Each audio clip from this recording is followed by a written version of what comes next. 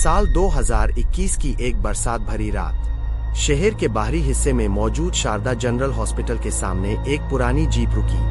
22 वर्षीय medical intern Rahul Mishra पहली बार इस हॉस्पिटल में अपनी ट्रेनिंग के लिए आया था। मेडिकल कॉलेज ने उसे इस ग्रामीण क्षेत्रीय अस्पताल में 1 महीने की इंटर्नशिप पर भेजा था।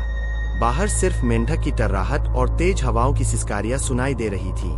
गेट के पास एक बूढ़ा चौकीदार लालटेन लिए खड़ा था, झुकी हुई आंखें, कांपते हाथ। राहुल ने हल्की मुस्कान से पूछा, यहाँ का स्टाफ कहाँ है? चौकीदार ने बस एक बात कही जो राहुल के दिल में अजीब सी सिहरन भर गई। अगर तेरे सपनों में सफेद गाउन वाली नर्स आए तो अगली सुबह तू यहाँ नहीं होगा। राहुल ने हंसने की कोशिश की, पर बूढ़े की आंखों में जो डर था वह हंसी को निगल गया। हॉस्पिटल अंदर से बेहद खामोश था। कमरे पुराने, छतें सीलन से भरी हुई, खिड़कियां हिलती तो जैसे कोई फुसफुसाता। रात करीब 11 बजे राहुल ने अपना डेस्क संभाला। बाकी स्टाफ बेहद कम था। नर्स सीमा, कंपाउंडर ओम और एक सीनियर डॉक्टर डॉ आहूजा। जब राहुल ने पूछा कि वार्ड नंबर 9 क्यों बंद रहता है तो सीमा ने हड़बड़ाकर कहा, उसके बारे में मत पूछो, वहां सिर्फ बुराई मिलती है। राहुल ने सिर हिलाया, लेकिन दिल में एक सवाल था, आखिर उस दरवाजे के पीछे क्या है? रात के 2 बजे हॉस्पिटल में सन्नाटा था। राहुल पेशेंट फाइल्स पढ़ रहा था। अचानक हॉस्पिटल की सभी लाइटें झपकने लगी, जैसे किसी ने करंट को खींच लिया हो। फिर शांति टूटी एक तेज चिल्लाहट से। राहुल उठा और इमरजेंसी वार्ड की ओर भागा। वहां कोई नहीं था। जैसे ही वह लौटने को मुड़ा, एक खटाक की तेज आवाज आई। वार्ड नंबर 9 का दरवाजा खुल चुका था। वो दरवाजा जो पिछले 26 साल से बंद था। कोई ताला टूटा नहीं था। फिर ये कैसे खुल गया? राहुल के दिल की धड़कन तेज हो गई, लेकिन डर से नहीं, जिज्ञासा से। वह दरवाजे की ओर बढ़ा। अंदर अंधेरा था, पर एक ट्यूबलाइट हल्की सी टिमटिमा रही थी। राहुल ने जैसे ही कदम अंदर रखा, ठंडी हवा के झोंके ने उसे झटका दिया। हवा में जलते मांस की गंध थी। दीवारों पर पुराने खून के धब्बे थे। बेड टूटा हुआ और एक कोने में एक अस्पताल की यूनिफॉर्म में अजली औरत बैठी थी। उसका चेहरा आधा जला हुआ, पर आंखें चमक रही थी, काली और खाली। उसने धीमे स्वर में कहा, बहुत दिन हो गए, तुम मेरी दवा बन सकते हो। राहुल कांप गया।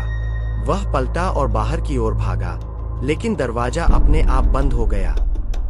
राहुल ने दीवार को धकेला, दरवाजा पीटा, पर वह हिला नहीं। पीछे से धीमी सी पदचाप की आवाज आई।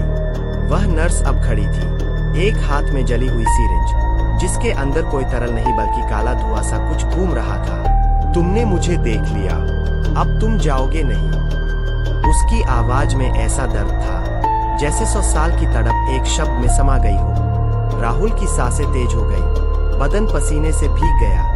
वह चिल्लाया, मैं यहाँ इंटर्न हूँ, मैं मदद करना चाहता हूँ। नर्स ने अपनी अजली उंगलियों से उसका चेहरा सहलाया और कहा, मेरे पापों का इलाज नहीं, साथी चाहिए, हमेशा के लिए। वह आगे बढ़ी। सिरिंज राहुल की गर्दन में घुसी और जैसे ही दवा शरीर में गई, राहुल की आंखों के आगे अंधेरा छा गया। जब राहुल की चेतना लौटी, उसने देखा वो अब अपनी ही लाश को देख रहा था। उसका शरीर बेड पर पड़ा था, आंखें खुली, पर आत्मा नदारद। वो अब एक आत्मा था, एक फंसी हुई आत्मा, जो वार्ड नंबर 9 का हिस्सा बन चुकी थी। वार्ड में और भी आत्माएं थीं। एक डॉक्टर जिसकी गर्दन उल्टी थी, एक मरीज जिसकी आंखें बाहर लटक रही थी, एक बच्चा जो हमेशा हंसता रहता था। इन सबके चेहरे पर एक ही डर था, हम कभी यहाँ से बाहर नहीं जा सकते। एक आत्मा ने राहुल से कहा, हम सब उस नर्स के शिकार हैं। पहले डराती है, फिर इंजेक्शन देती है, और हमारी आत्मा यहाँ जकड़ जाती है। पर तुम्हारे पास अभी भी एक मौका है। राहुल ने पूछा, कौन थी वो? एक भयानक सच्चाई सामने आई। वो थी डॉक्टर माया शर्मा। 1995 में मानसिक रोगियों पर प्रयोग करते हुए उसने सबको जहर दे दिया, फिर खुद को जला लिया।